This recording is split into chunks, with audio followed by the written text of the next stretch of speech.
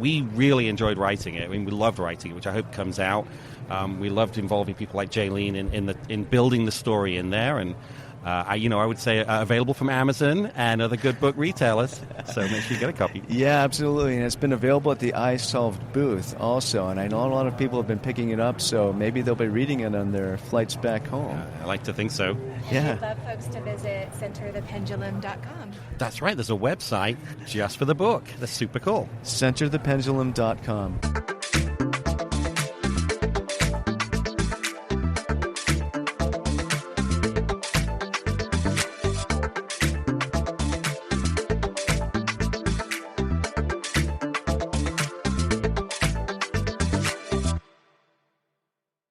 Well, hello, everyone, and welcome to this episode of the Small Talk Window podcast. We're podcasting from the show floor at HR Tech Conference 2024 from the isolved booth, which is very, very pink, and it's very large. You can see it right as you walk into the exhibitor floor. It's an awesome booth, I just have to say. And with us we have today Jeff Webb and Amberly Dressler, who are co-authors of the new book, Center the Pendulum. It's all about HCM and that sort of stuff, and it centers a lot around the other guest that we have today is Jaylene Owen, who is Director of HR and Payroll at Hames Corporation, way up there in Sitka, Alaska. So welcome all of you to this episode. Thank you. Yes. Yeah, thanks for having us. Absolutely. Appreciate it. Well, you know what? Why don't we start off with you, Jeff? Maybe you could just tell us a little bit about the book. What was the inspiration for this? Just what does the center of the pendulum mean? Yeah. So Amberly and I have been actually working on this for quite a while, and we really kicked off the actual sort of research and writing part of the process earlier this year. The whole idea is we really wanted to build a book that told a very relatable story that was practical for small to medium-sized businesses, for the kind of real challenges that HR professionals face day to day as they go through their lives, as they help their employees. And the whole Center the Pendulum idea is very straightforward, and it's really that they are constantly having to try and find that balance between what drives the sort of the needs of the organization and the expectations and the changing demands from the employees themselves, and sort of finding that middle ground as it swings backwards and forwards. Sometimes it's all about the employer, sometimes all about the employee. HR is often asked to find that middle ground, and that's what we talked about, is really centering that pendulum of desire, needs, requirements, priorities, and everything else. Oh, I love that concept. Amberly, you have anything to add? Yeah, we see it every day with our isolved customers, and so we were really proud to showcase their stories within the book and show real-world examples of how they are the stabilizing force in those really dramatic workforce swings. That's really interesting. Loving the concept. Jaylene, Yes. Maybe you could sort of clue us in here into what's going on up there in Hames Corporation and how this kind of fits in with this pendulum concept.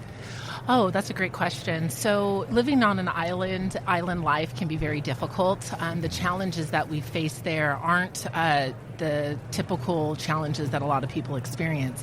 They can be heightened by a tenfold, things that are very rare that in the lower 48 many people would experience. I deal with it almost on a daily basis.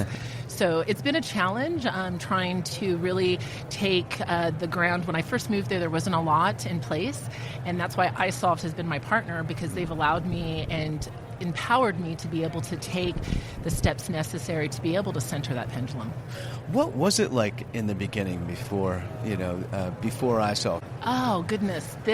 So first of all, I arrived in Sitka sight unseen, and I knew that I was up for a challenge, and the challenge was adventurous, to say the least. Besides the fact that the island itself is just full of beauty, nature is at your fingertips, the type of adventures on the HR side of things really put things into perspective for me. The family has been in business for 75 years. We have records that go back all the way to the very beginning. 8,000 people that live on the island. There's nepotism like you wouldn't believe, and so there's generations of families that have been blended together, and we have all the records on them because we only have them. Wow.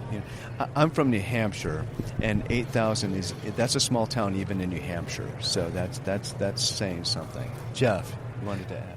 Yeah, no, it is. And I think the thing I would say is that the approach we took with the book was we structured it very deliberately to be a combination of a narrative. There's a story that runs through the book in addition to the very practical examples. So what we did was we built a story of a HR professional that comes into a small business, into a small manufacturing business as it happens, and really has to turn that around, has to help save the organization. They're losing their best employees. They've got all the struggles, all the sort of things that Jaylene's had to deal with day in, day out. So we built the story around somebody that came in to a company where there was very little, which was based heavily on Jaylene's experience, I have to say. And then what we did was, as we go through that story, we so you can read about this narrative story as it unfolds, we've dropped in case studies of people actually dealing with those specific challenges and how they dealt with it. And again, I'd say Jaylene pops up at least a couple of times in the case studies based on having to come in and build it from nothing and then having to sort of work through just sort of career development and engagement. So there's a lot in what's a relatively short read. The thing I'd add to that is just the approach that the fictional character Jen takes toward transformation is the same approach that our customers take too, where it's not a 3-year transformation project or something that's going to happen overnight. It's choosing the next best step that's going to make the biggest impact to both the employee and the employer. So it's very incremental, very intentional change that Jaylene has introduced, and also our characters in the book have as well.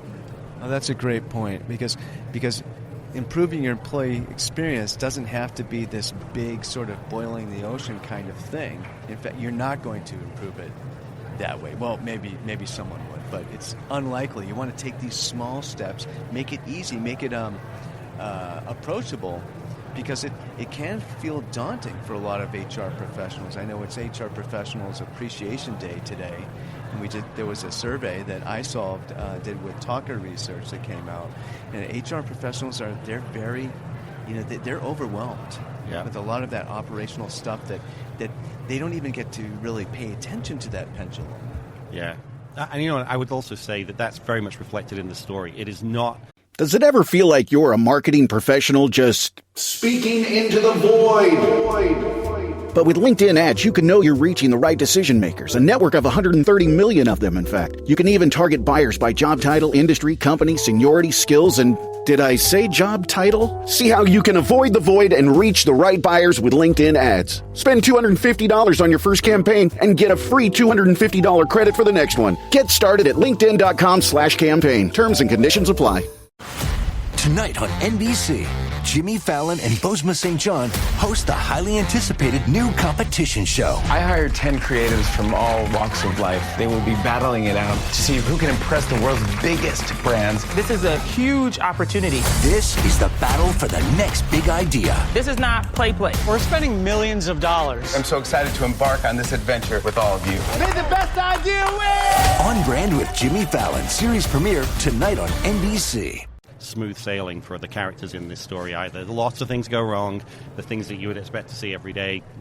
Some things work, some things do not. Sometimes it works out okay, sometimes it doesn't. But overall, we hope it's a story that we wrote that would be very relatable and real for HR professionals. I love that concept of making a book like this. It's almost like a novel. And when you think about it, there are some real, novel level stories that HR people are going through, some of the stuff that they have to deal with. Jaylene, Yes. When was the first time in your journey, your story, when you recognized, maybe you weren't thinking of it as a pendulum, but when you recognized, I can actually influence this relationship between my employer and my workforce? It took me about a year. First of all, living on an island, you're an outsider if you didn't grow up there. So I had to really be there for the individuals and show the employees that I was a part of their future and I had their best interest in mind. So after the year, that was about the time frame that I looked at actually bringing on isolved, because I knew that I needed a product.